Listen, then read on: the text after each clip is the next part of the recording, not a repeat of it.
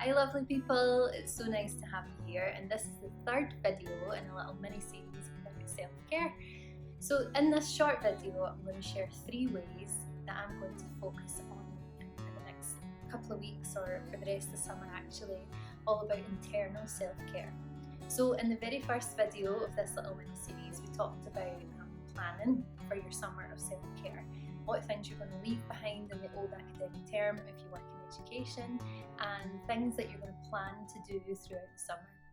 The second video was like phase 2 of my self-care plan, which was all about decluttering my environment. So everything in my house now is empty, not all empty, cleared out, and you can watch the second video on the channel as well, so have a look at that. And then I saged my whole apartment to get rid of some of the negative energy that's been gathering in the corners. And now this little video, or the next phase of my self-care plan, is all about internal work. How am I going to care for myself internally? So I picked 3 things that I wanted to focus on. I sat and kind of reflected, what do I need most over this summer? What things have I let slide? And I came up with 3 specific areas that I'm going to work on over the next few weeks. So the first one is called the best possible self-intervention. Now I've got a little short video that kind of outlines it, you might have seen it already, but basically this is something I learned about when I was at uni studying positive psychology, and it's all about increasing optimism and hope within yourself. So there is a little sheet that you can do, a little questionnaire or a scale if you like the measurement side of things. So that's the sciencey bit. You can complete the little survey or scale. It's like a numbering system, and then you can do it again at the end and compare the results, but you don't have to do that. So the intervention entails of putting aside around 15 minutes each night for 4 nights, and within those 15 minutes you just write down your life as if all your dreams and all your wishes have come true. Say for example 10 years in the future. So I'm 36 now, so I would imagine that I'm 46 and all of the things that I wanted to happen in that decade have happened. So the example might be the Emo Beans are now a TV character series. Those are the characters from my book, The Emo Beans and Feelings, who teach children about positive psychology, science and well-being, but it's like a total dream of mine that they would turn into a little educational cartoon. So that might be something that I would write about in this best possible self-intervention. I also might write about being married, having children, perhaps completing a PhD, just all the hopes and dreams, even if you think just now, oh gosh, like I'm never going to be able to do that, or I'll never manage that. Just turn that voice down and just write as if it's actually happened. So without going into too much description of like the science and things like that behind it, there is a lot of papers that talk about the benefits of this intervention for boosting hope and optimism, and you can read about all the studies. If you want to know more about them, just comment below and I can send them to you.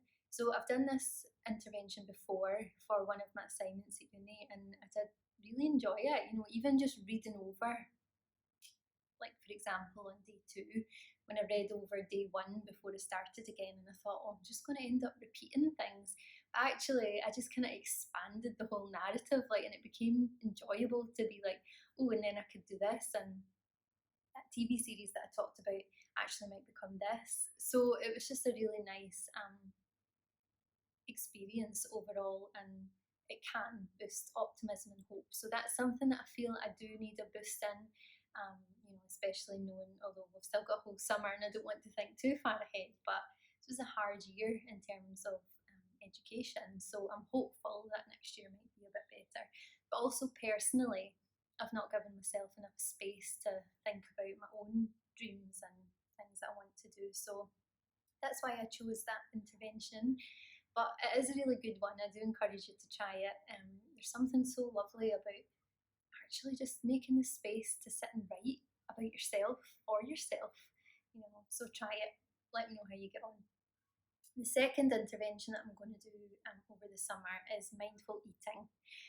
Anyone that knows me knows that one of my struggles is diet and exercise. really hard on myself, and then I do really well for say 10 days, and then I'll kind of crash and burn. So this is something that I know lots of people experience.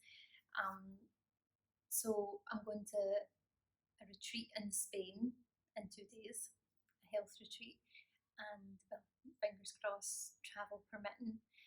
At the moment, it seems okay.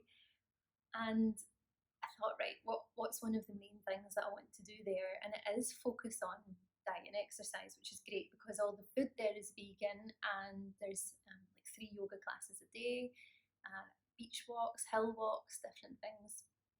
But when I was in India about 4 or 5 years ago, um, I was there for a month, and every meal was eaten in silence and eaten mindfully. And I remember at the beginning thinking, I will never be able to do that, making eyes at my friend across the table, giggling.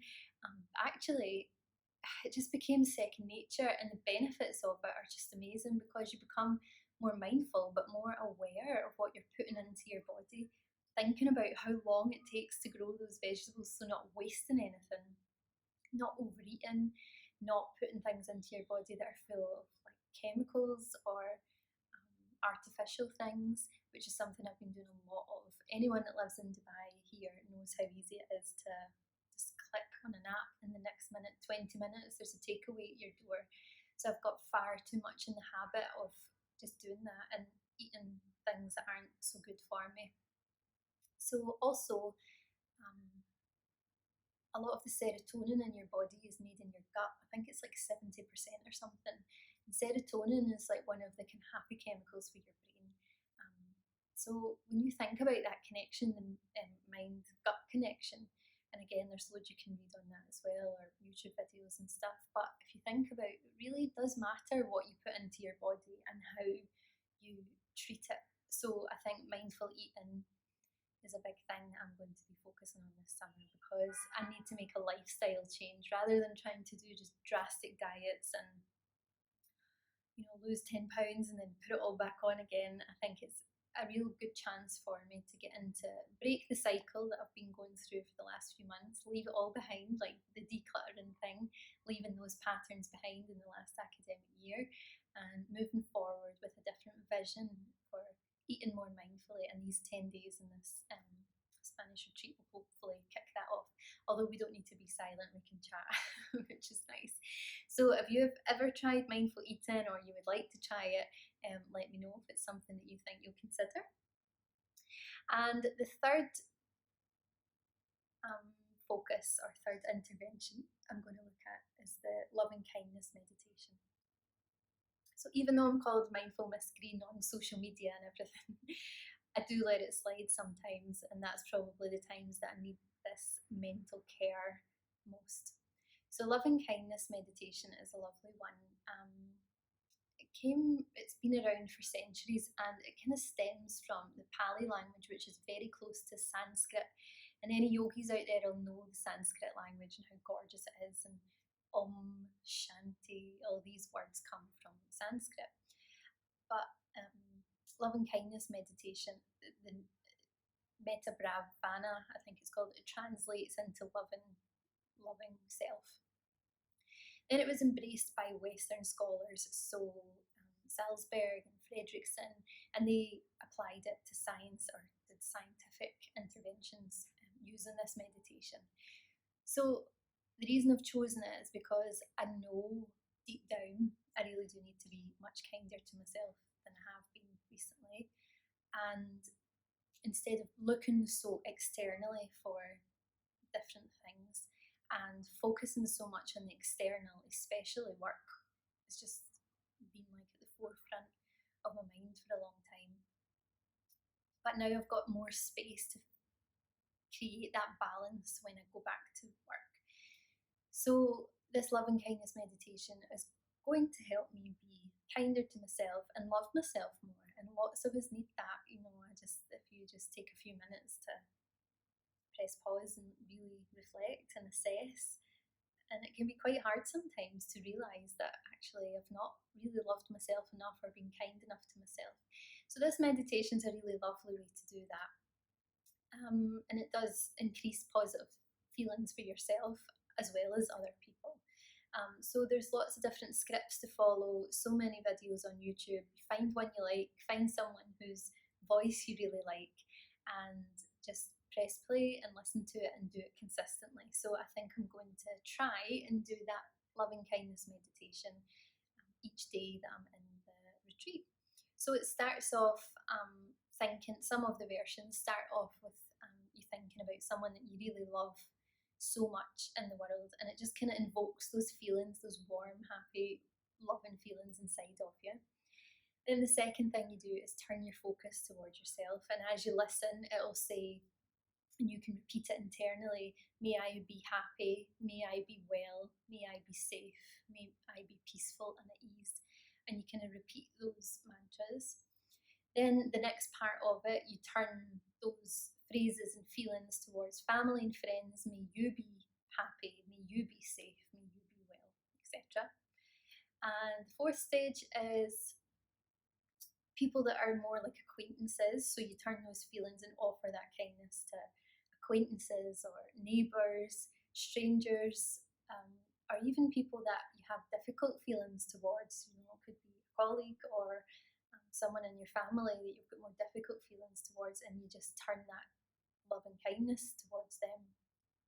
And also you can include animals in that section, you know, love and kindness towards animals in the world. And then the last one is turning the love and kindness meditation towards the earth and all sentient beings and all inhabitants on the earth. So it really is so lovely, and it does sometimes bring up trickier emotions, emotions that you might not be prepared for, emotions you might not be used to, such as thinking about yourself in that way. But it definitely is worth it. And also there's different versions you can look at on the apps. So Insight Timer will have love and kindness programs you can follow. I think the Calm app does as well. So like I say, just have a look through and see which one resonates most with you, and then practice that consistently give yourself a set period of time. Sometimes on the apps it's already like laid out for you, like 7 days or whatever. But I think I'm going to try and do that consistently over the 10 days that I'm at the retreat. So I'll let you know how I got on with these 3 internal processes for self-care, and I hope they're valuable for you too. Do get in touch with me, ask me any questions. You know how much I love chatting about well-being, so I'd love to speak to you about it. Also have a look at my website for any free resources, and also my online course is still available for enrollment, when you can learn even more about these things, take part in the Facebook group, and take part in some exercises for yourself and children in your care. Okay, thanks. Bye.